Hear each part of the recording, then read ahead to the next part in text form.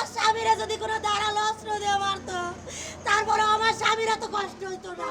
ময়মনসিংহ জেলা প্রশাসকের কার্যালয়ের ফটকের সামনে এক নারীকে ঘিরে মানুষের জটলা। 3 শিশু সন্তানকে সাথে নিয়ে চলছে আহাজারি। স্বামী হত্যার বিচার চেয়ে সেখানে অনশনে বসেছেন শাহিদা আক্তার রুমা নামে এই নারী। বিচারের দাবি সম্বলিত ব্যানারটা নিয়ে বুধবার সকাল 9টা থেকে অনশনে বসেন শাহিদা। বিচারের আশ্বাস না পাওয়া পর্যন্ত অনশন ভাঙবেন না বলে জানান তিনি। আমার স্বামী বিদ্যুৎ পৃষ্ঠে মারা যায় নাই। আমার স্বামীরা রাত্রে 3টা বাজে কলিং বেল টিপ্পা ঘর থেকে বার করছে। গরু চুরাইছে, কয়া চপল উট চুরাইছে, চুর ধর্ম।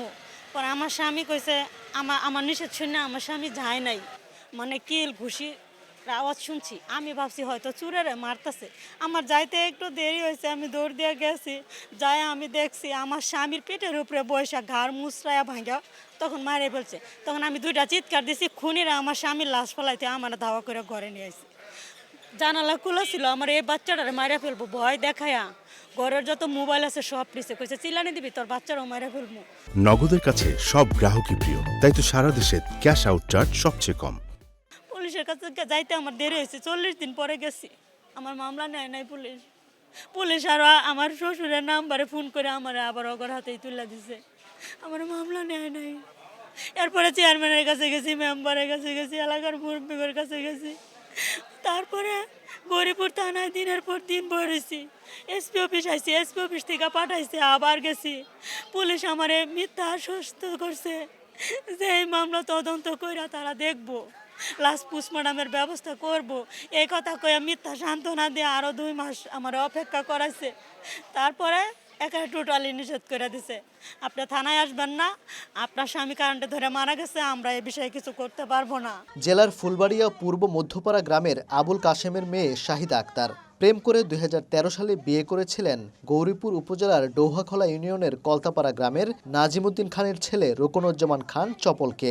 2022 সালের 17 মার্চ রুকনুজ্জামানের মৃত্যু হয়। শাহিদার অভিযোগ 2 বছর আগে সম্পত্তির লোভে তার ভাসুর বিপ্লব খান তার স্বামীকে মেরেছেন।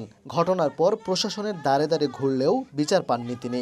আদালতে মামলা করলেও বিদ্যুৎস্পৃষ্টে মৃত্যুর প্রতিবেদনে সেটিও খারিজ হয়ে যায়। তাকে বাড়ি থেকে বের করে দিয়ে সবকিছু দখল নেয়ার অভিযোগ করেছেন তিনি। জামাইরে মাইরিয়া সব নিচে গা, বাড়ি ঘর নাই, কিচ্ছুই নাই তার।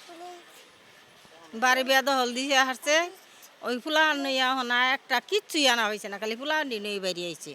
ফুলা বানের ভাই টাকা পয়সা জাতিয়ে গেছে, সব নিচে গা, এই টাকা পয়সা উদ্ধার করে দেয় না। ফুলা আন কিভাবে থাকবো, কিভাবে বাড়ি যাবো, কিভাবে বাড়ি ঘর পাবো। ফুলা আনের নাই বাড়ি ঘর নাই, খাউন নাই, কোনো কিচ্ছু।